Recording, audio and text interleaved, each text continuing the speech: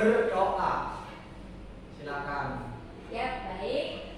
Untuk memulai pembelajaran hari ini, berdoa dimulai. Selesai.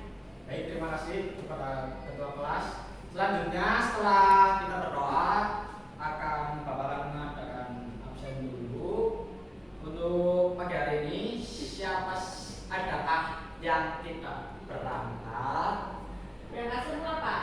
Alhamdulillah ya, begitu berarti masih mempunyai semangat jiwa muda yang berbakat, yang berkumpul.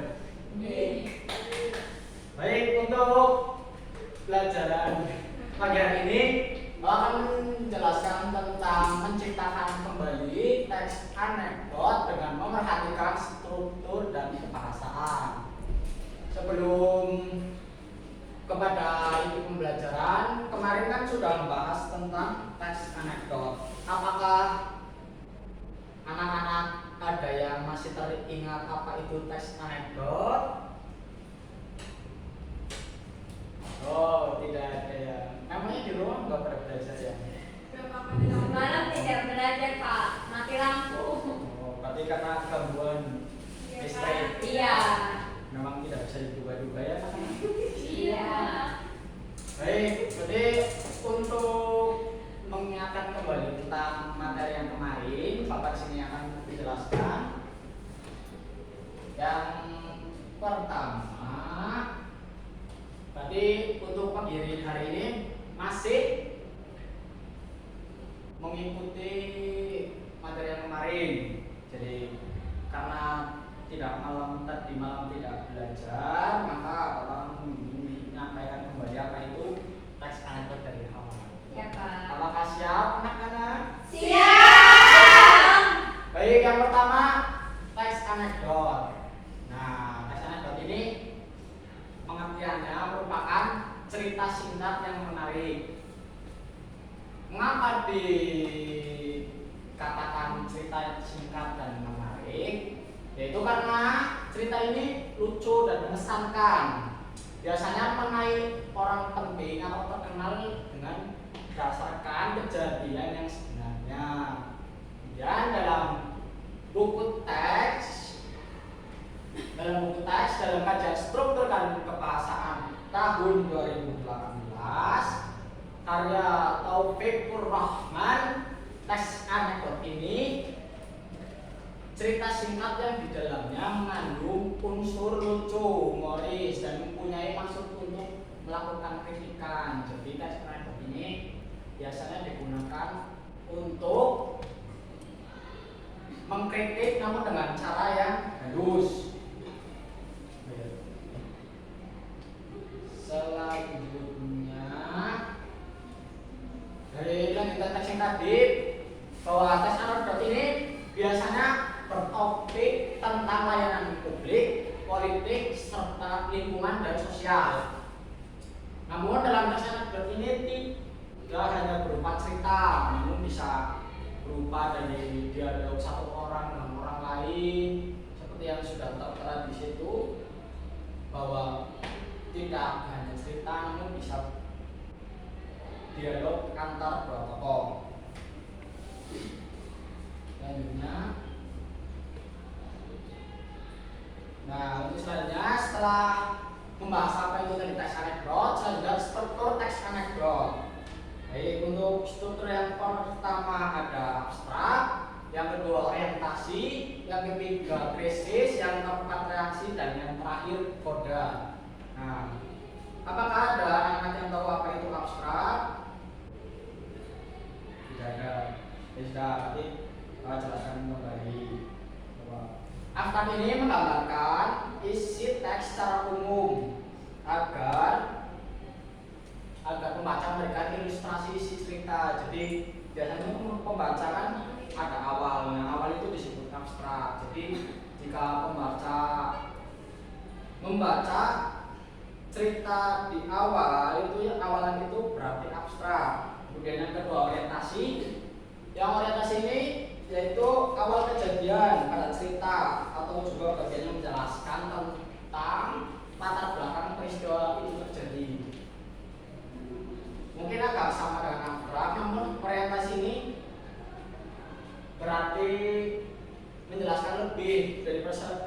jadi bahwa jadi peristiwa itu terjadi karena apa sebabnya dan kenapa terjadi.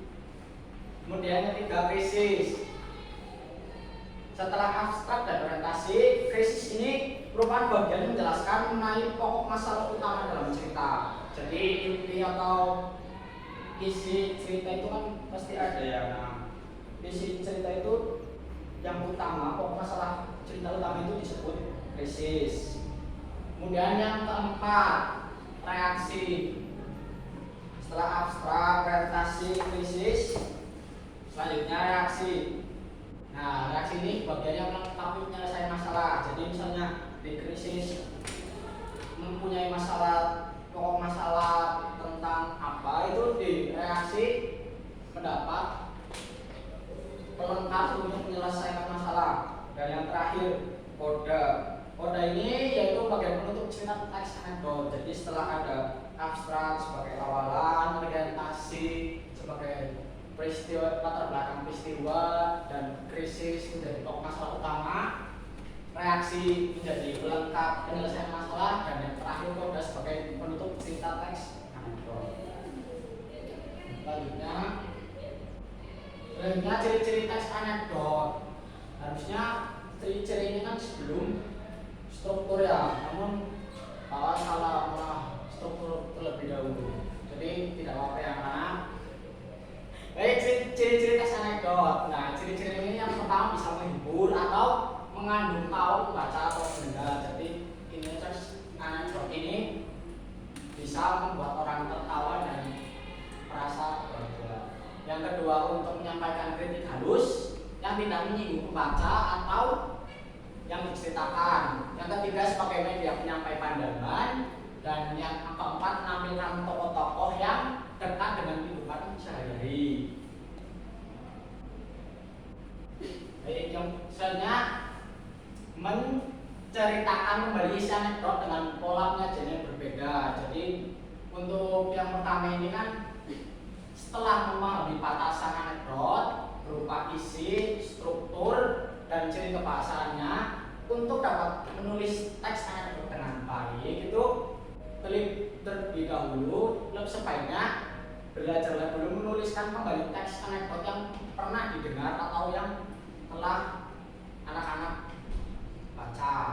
Nah, kemudian salah satu cara menulis anekdot dengan baik yaitu dengan menulis ulang teks anekdot yang kita dengar atau baca dengan pola penyajian yang berbeda. Jadi misalnya mendengar cerita anekdot tentang makanan khas Indonesia. Jika ingin menulis anekdot, bisa belajar dulu menulis kembali teks itu, namun menggunakan penyajian yang berbeda. Jadi misal teksnya sama, namun penyajian yang berbeda itu tidak apa-apa. Nah, kemudian selanjutnya menyusun teks anekdot berdasarkan kejadian yang menyangkut orang banyak atau perilaku seorang tokoh publik.